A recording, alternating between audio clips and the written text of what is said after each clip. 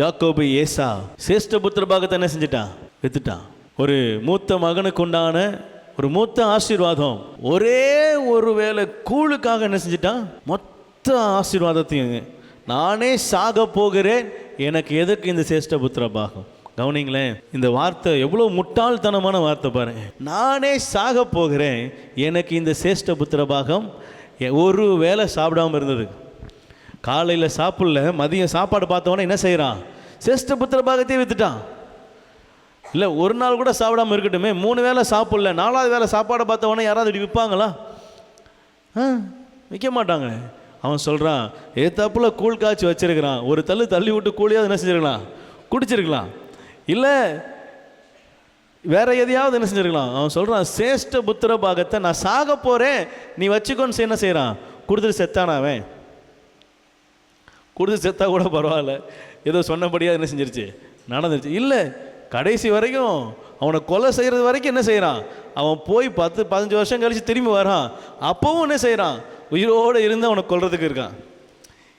கவனிங்களேன், மதீனமான பேச்சு, என்ன செய்கிறதுன்னு தெரியாத செய்கிற காரியம் அவனுடைய மொத்த ஆசீர்வாதத்தையும் அவனை விட்டு அகற்றி விட்டது. நம்முடைய காரியங்கள் சில நேரங்களில் இந்த ஏசாவை போல் என்ன செஞ்சிடக்கூடாது? இருந்துடக்கூடாது. யோசிக்கணும், கவனிக்கணும், சிந்திக்கணும். ஆண்டவரே, நீர் கொடுத்த ஆசீர்வாதம், இதை நான் என்ன செஞ்சிடக்கூடாது? ஏசாவை போல் இழந்துடக்கூடாது.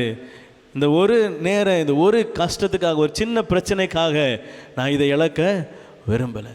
அல்லேலூயா. மண்ணுக்காக மாணிக்கத்தை ஒரு நாள் விட்டுறக்கூடாது. சின்ன காரியம், சின்ன பிரச்சனை, உடனே ஆண்டவருக்கு எனக்கு என்ன செஞ்சார்?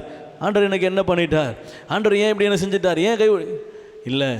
ஒருவேளை பெரிய காரியமாகவும் இருக்கட்டுமே, உங்களிடத்தில் கேள்வி கேட்கறதுக்கு உண்டான அதிகாரமே, அல்லேலூயா, நம்ம மனிதர்களாக இருக்கிறோம், தேவனுடைய கையின் படைப்பாக இருக்கிறோம், நம்ம கேள்வி கேட்கறதுக்கு உண்டான அதிகாரமே நமக்கு என்ன செய்யாது? கிடையாது. நம்ம ஆண்டவர் என்ன செய்கிறாரோ அதன்படி என்ன செய்யணும்? நம்ம அர்ப்பணித்துட்டு போய்கிட்டே இருக்கணும். எல்லா சூழ்நிலையிலும் கர்த்தரை சார்ந்து கொள்வது தான் நமக்கு தகுதியான விஷயம். ஏசாவை போல அல்ல, தெளிந்த புத்தி உள்ளவர்களாக என்ன செய்யப்படும்? காணப்படுவோமானால் ஆண்டவர் சொல்கிறாரு, நீங்கள் என் பிள்ளைகளாக இருப்பீர்கள், உங்களுக்கு தெளிந்த புத்தி உண்டாயிருக்கும். கர்த்தருடைய ஆவியானவர் நம்மை செம்மையான பாதையில் நடத்தலாக இருக்கிறார்.